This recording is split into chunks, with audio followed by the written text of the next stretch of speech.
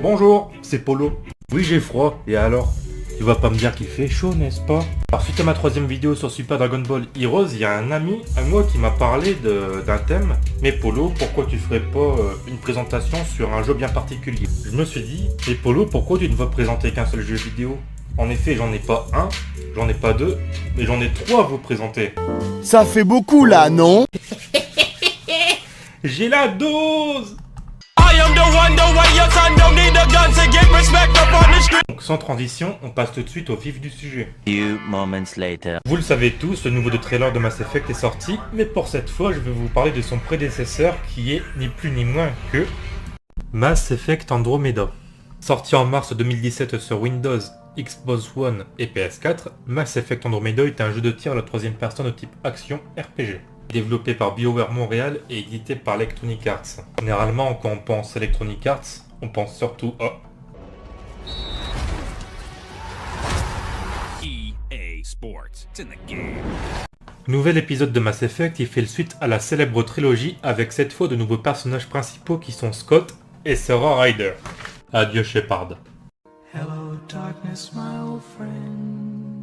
En plus de nouveaux personnages principaux, on a également droit à de nouveaux compagnons ainsi qu'à son lot de relations amoureuses. On a par exemple ici Bibi, on a aussi Liam Costa, on a aussi Cora Harper, il y a Vetranix qui est une Turiel, Jal qui est un Angara, et pour finir on a Nak Mordrak qui est un Krogan. À la différence que lui, on peut pas le culbuter, sauf si vous voulez avoir plusieurs codes cassés. Et ça, c'est votre histoire. Personnellement, j'ai choisi Bibi, me demandez pas pourquoi.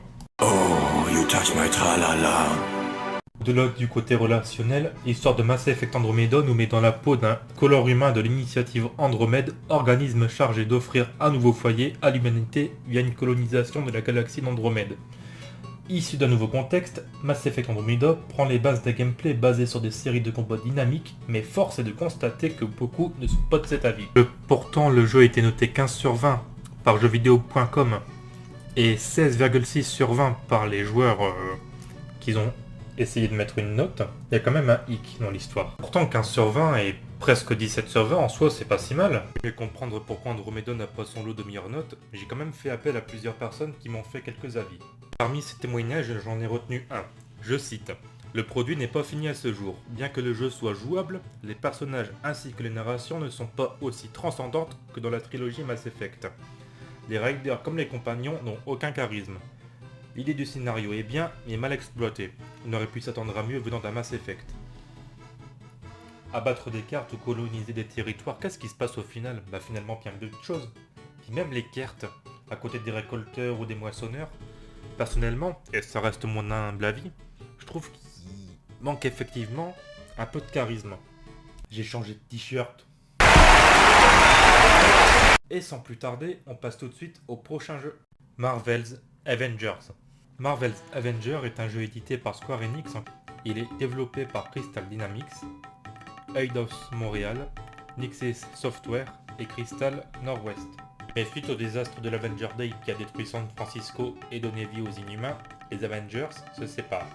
En leur absence, l'AIM, autrement dit l'Advanced Idea Mechanics, en apparence fait genre de protéger la population.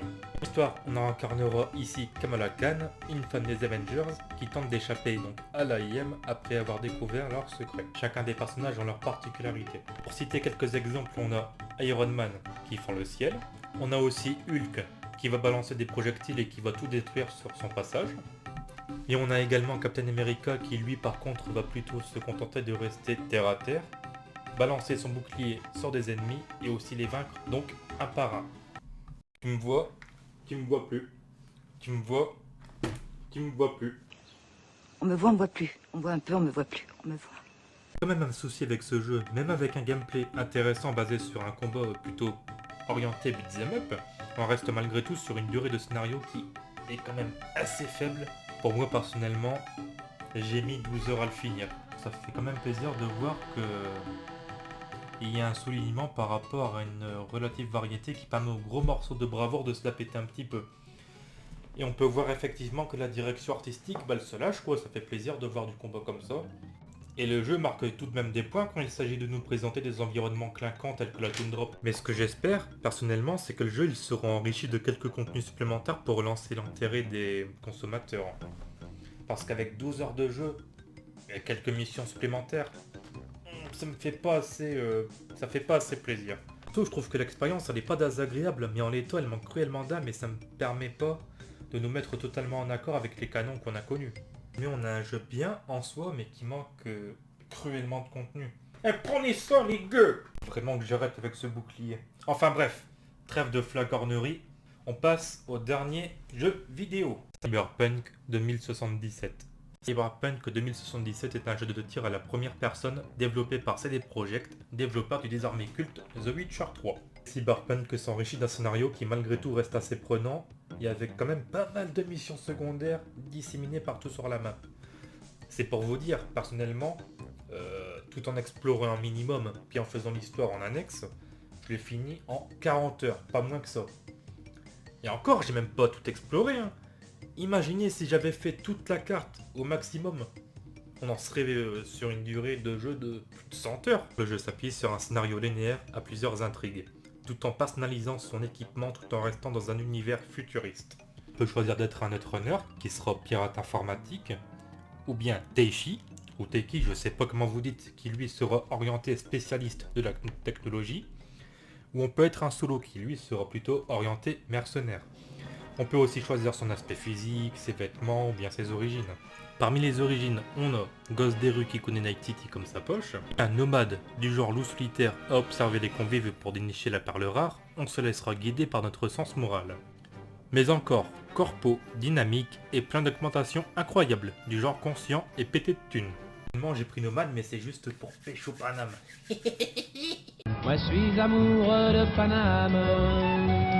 Personnage du jeu, on a V qui est le personnage principal, autrement Pinu, Johnny Silverhand qui est interprété par Keanu Reeves par la voix originale, Jackie Wells qui est notre premier contact, Victor Vector qui est le Sharky Dog et qui répare nos implants cybernétiques, Evelyn Parker, Judy Alvarez qui est l'assistante d'Evelyn mais qui est interprétée par Anaïs Silva. Oui, t'as bien entendu derrière ton écran abonné. Et tu sais, Anaïs Silva, celle qui interprète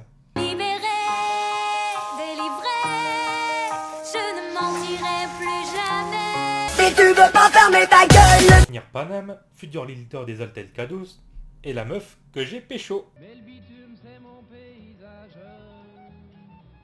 Malgré que Cyberpunk 2077 ait reçu un bon accueil sur PC et qu'il ait reçu une note de 87 sur 100 sur le site Metacritic, il est salement noté concernant surtout la version PS4. Une note de 6,9 sur 20, ça pique les yeux quand même. Et j'ai aussi un avis de la part de Sage Créature. Oui, c'est son pseudo, Sage Créature. Je cite. Alors les mecs qui répondent « Ouais, mais on est à la PS5, faut jouer sur PS5 ». Non, tu commercialises un produit, il faut qu'il soit un minimum opérationnel. Là, rien qui va. Frérot, t'abuses quand même. 0 sur 20. Pour un jeu comme Cyberpunk, un jeu culte, limite légendaire, c'est un peu... c'est ignoble. Pourtant, moi, je l'ai kiffé le jeu. Bon, certes, il n'y a pas un jour où j'ai joué sans crash sur PS4. Mais 0 sur 20, gros... T'es dur en affaire, hein. Faut quand même savoir que le jeu va subir de grosses mises à jour concernant janvier ou février-mars 2021, auquel cas le jeu, normalement, devrait plus avoir beaucoup de bugs, en tout cas aussi majeurs. Mais j'espère pour ma part qu'il y aura dans cette période une mise à jour PS5, tout en sachant que moi, de mon côté, je joue sur PS5, et que je bénéficie actuellement uniquement de leur rétrocomptabilité. Mais j'espère avoir personnellement une meilleure résolution, parce que le jeu en soi même sur PS4 Pro, c'est comme si je jouais sur PS4 Pro là, le jeu en soi il est tout de même magnifique. Mais avec la PS5, si t'en as une, bah forcément ce serait bien de pouvoir s'en servir. Si la vidéo vous a plu, n'hésitez pas à mettre un pouce bleu qui pointe vers le ciel, à vous abonner à la chaîne si c'est pas encore fait, et aussi activer la cloche pour recevoir mes prochaines vidéos. C'était Polo49, salut les filles.